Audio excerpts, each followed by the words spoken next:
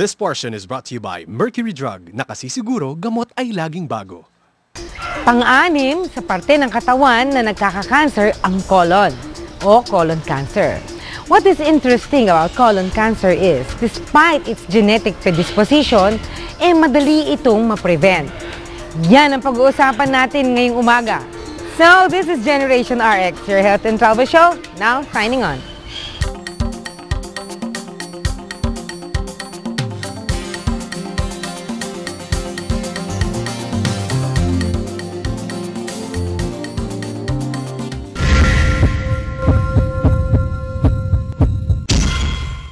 Big C with a C, yan ang bansag sa colon cancer.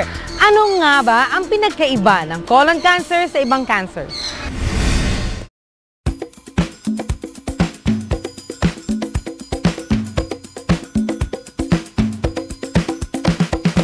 The colon, or ang malaking bituka ng tawag natin sa Pilipino, ay yung kung saan nandun yung mga waste material, no?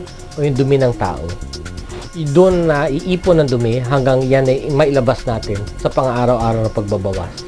Maraming parte yung colon, pero hindi naman bukod tangi nakita yung bahagi nito. May mga parte na pinagtutubuan ng colon cancer. Yan ay sanhi ng isang growth o maliit na nodule na lumalaki. Habang humahaba ang panahon, nagkakaroon siya ng pagkalaki. At habang lumalaki ito ay pwedeng maging cancer o malignancy. The difference between this particular malignancy or this cancer from other malignancies, of course, obviously, is the location. Ito'y nakikita sa malaking bituka. Pag ito'y lumaki, pwede ito'y magkaroon ng pagkabara. Dahil dito tayo nagbabawas ng ating dumi sa pang-araw-araw. Kung ito'y nabarahan, mahihirapan ng pasyente.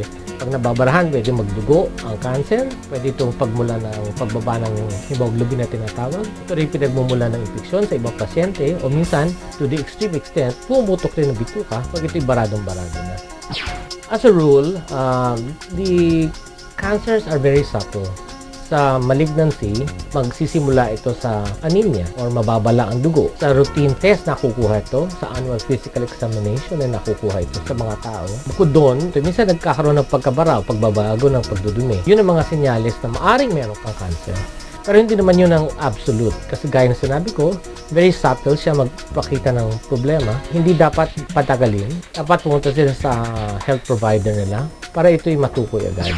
The causes of cancer is actually genetic or it may be caused by carcinogens.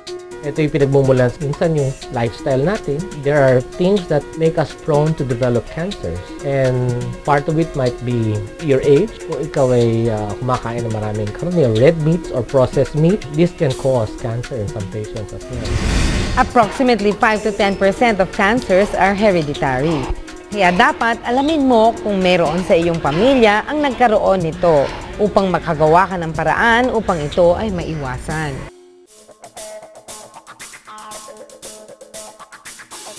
Pinaalagaan ko yung aking colon sa pamamagitan ng pamumuhay ng malinis at saka exercise, regular exercise. Usually every other day, kung kaya every day, at least an hour a day.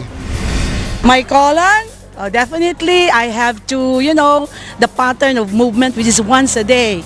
So how do you maintain that? More fluids, vegetables, fruits rich in fiber.